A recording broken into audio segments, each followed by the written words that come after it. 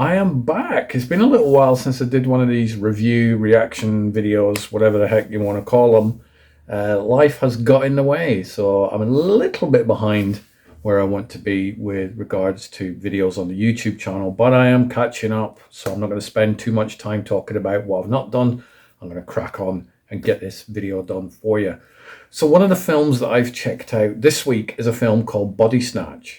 Originally released in 2017, it was a film that I hadn't heard of until recently. Cockerel Entertainment have now placed it on their Prime Video channel for you to check out.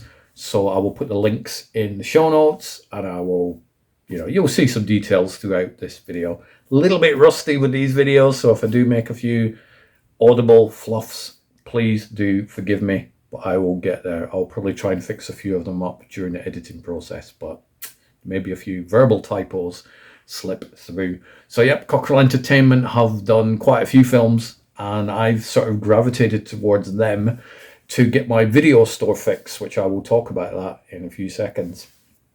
Cockerel, I've been putting a lot of indie gems and films that I weren't familiar with previous onto Prime Video for you to rent for like less than a cup of coffee nowadays. In some places, less than a bag of crisps. And so you can rent them, you can buy them. I like getting films for free, don't get me wrong, it's great. But there is something very special, and you tend to choose wisely more if you pay a little bit towards renting movies.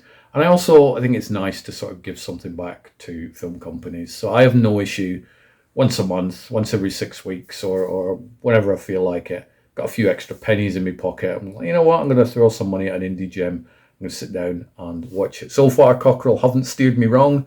I haven't seen any of their films where I'm like, oh, I want my £3.99 back. And that includes Bodysnatch. Now, if you've watched some of these review videos that I've done before, whether it's Variant, whether it's The Nanny, I'm very cagey about the storylines on these films, which some of you may not agree with, where you're like, well, we want you to tell me what the film's about. I will give you a pitch, but I will also preserve a lot of the plot points on these films because I want you to experience them in the same way we used to in video stores. I did mention I would get back to talking about the video store feeling. I am just about to do that now. So for those people of a certain age, i.e. people that were born before the year 2000, I would get as a benchmark number, was there anything more exciting than venturing into your local video store and just browsing the I used to do it for hours, browsing the shelves. I put a little bit of footage of my video store just over this part where I'm talking now. Browsing the shelves, looking at the covers, reading the back, deciding and putting some real serious thought into which film am I going to take home with me for the evening. I think with the advent of streaming, it's easy. You put a film on, you go, don't like it, stop, next. And you could spend all evening just watching the first 5 minutes of about 15 different films, not really watching a complete movie, which is a shame. Whereas in a video store, you would pick a box off the shelf, you would go up to the counter, they would put it in a transit box, and you would take the film home, you would watch it. And even if it sucked, you'd watch it all because you know what, I paid for this and I've not really got a backup film to watch. So I do miss those video store days, not only running a video store, but also more so venturing into a video store and just plucking one out, basing it. They always say don't judge a book by its cover. We used to quite often judge movies by their covers. And sometimes we would go home with a gem. Sometimes we would go home with a turd. I was very, very good at picking films. It was very rare that I would go home with a film and I'm like, that's terrible. I do remember watching one years ago, and I suspect it might have been the pilot episode of a TV show. It's called Cat Squad. It wasn't about cats, it was about some sort of secret agent thing. That I remember being pretty terrible. But other than that, I'm pretty good at choosing films. Whereas going into Prime Video and looking down at what films are available on VOD, you go, boom, I'm going to check that out.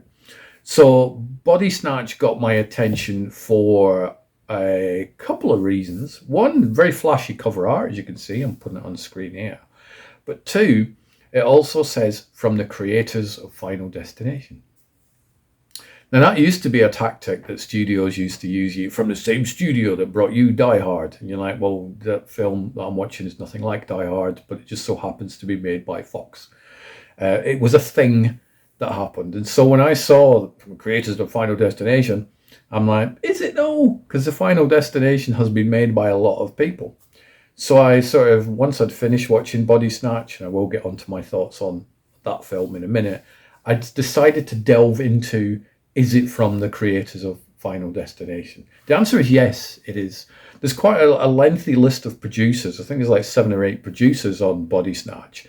And one of them is an absolute genius called Jeffrey Reddick. Now, Jeffrey wrote the story for the first Final, that's weird to say, the first Final Destination movie. He created the story for that. So definitely Bodysnatch is from the creators of Final Destination.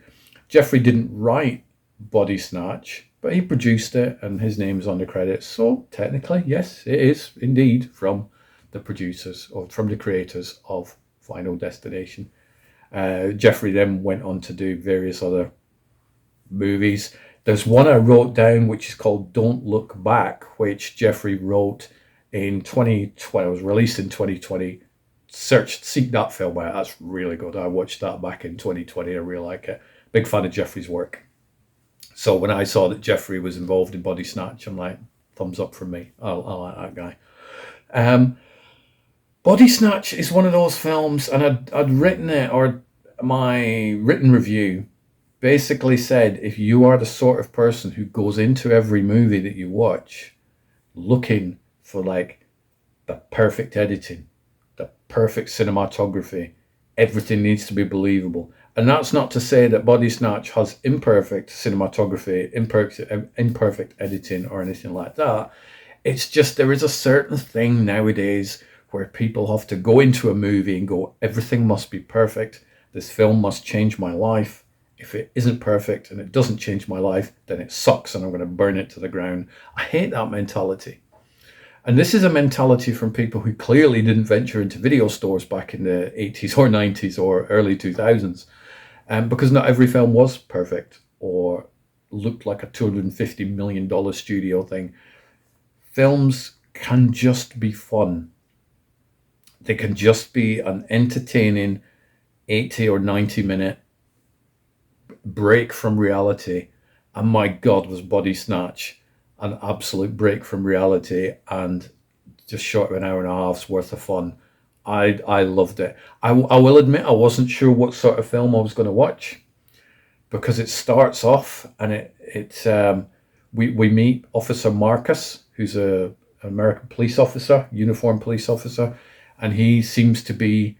We see it from the dash cam in his car, and he's like interrogating somebody, and then something goes crazy, and then it turns out that was a bit of a gag, and everybody's laughing. You're like, okay, is this a serious film I'm watching? Is it a comedy film? I couldn't quite work out what sort of film I was about to watch. However, within about 2-3 minutes, you're like, okay, I'm along for a popcorn ride.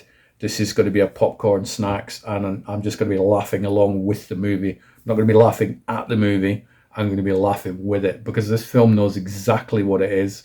It is a tongue-in-cheek, campy, crazy, insane, bonkers movie that reminded me of, and I don't read similar storyline plots, but more to the feel.